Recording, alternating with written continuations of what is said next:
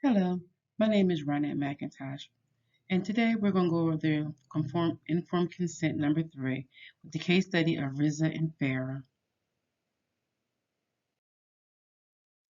What components of the informed consent directly apply to this scenario? So, counseling services offered and theoretical approaches. Um, I will do what is expected as far as their involvement within each session, being respectful of one another's thoughts and their feelings.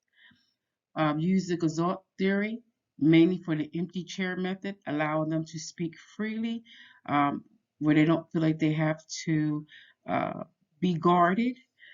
Explain risk and the benefits. Some of the risks may be they may feel uncomfortable about certain sessions that we may have, but we still need to push through and get to the end to come to a resolution. It's also the risk that it may not work out the way they want to, but it's the point they may be able to get out so that each one of them will know um, how the other one's feeling and look at their perspective instead of their own.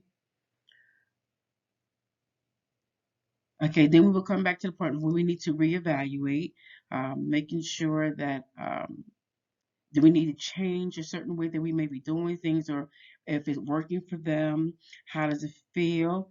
Um, how far can they go with it in their sessions? And then, of course, confidentiality, informing anything that we discuss in session stays in session.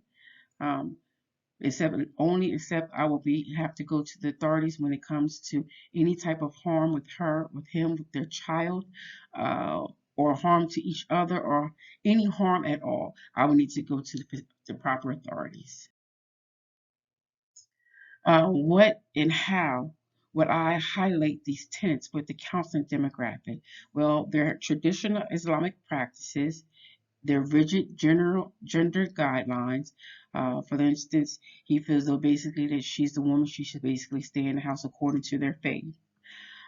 He uses his Muslim faith to control and shame her, and they involve their son in the arguments that they're having, and uses their faith against his mother, which causes resentment towards her from the son. Are there any ethical or legal concerns to be aware of when counseling this case? How do I manage them in the informed consent as beginning counseling practices? Ethically, I said understand the culture, understand the religion and how it operates. In other words, I can't come to my own personal conclusion thinking that he shouldn't be doing this because he's just doing this because in their faith, in their culture, this may be normal.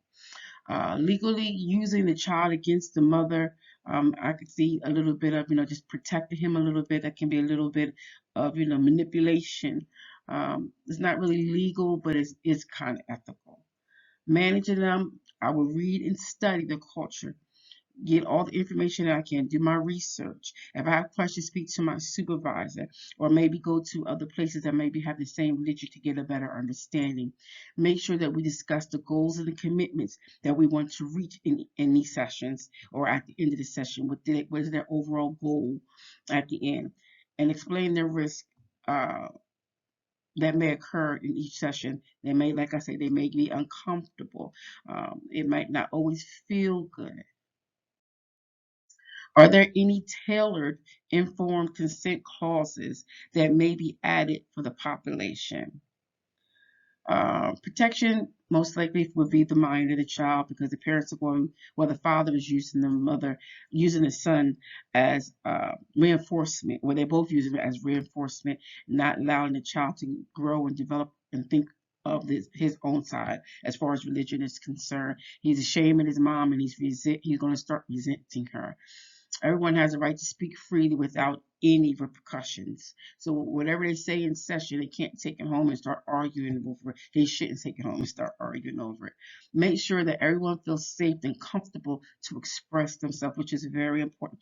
That they don't feel as though that once we leave the session, he's going to beat me or she's going to beat me or they're going to be mad at me. Just being able to give each one of them freedom of speech so they can understand where the other one is coming from. There will be no shaming on either side.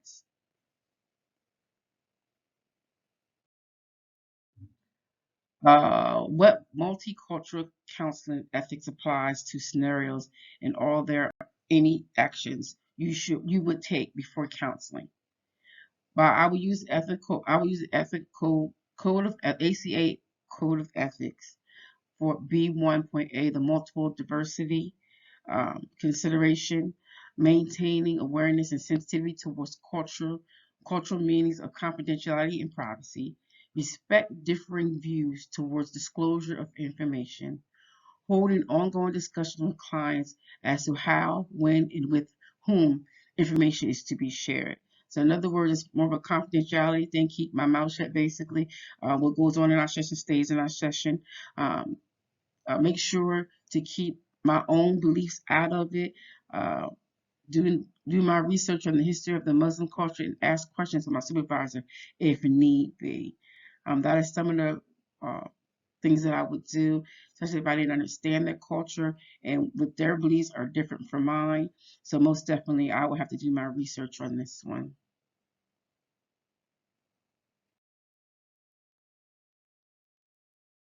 And is there any self-awareness or bracketing you would need to utilize to ethically be in counseling this demographic?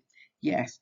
Most importantly for me to leave my personal feelings um, and gender roles out of it. My feministic views, the powerful women that we want to be powerful. We don't want to feel as though we're underneath somebody's foot. My child rearing beliefs. Because I believe that a child should be a child and stay in a child's place. How the child is put in the middle of the parents' arguments, that would be something. Husband being controlling and using faith as a weapon. That would be some of the things that I would have to check myself on. And that is my presentation. You have a wonderful day.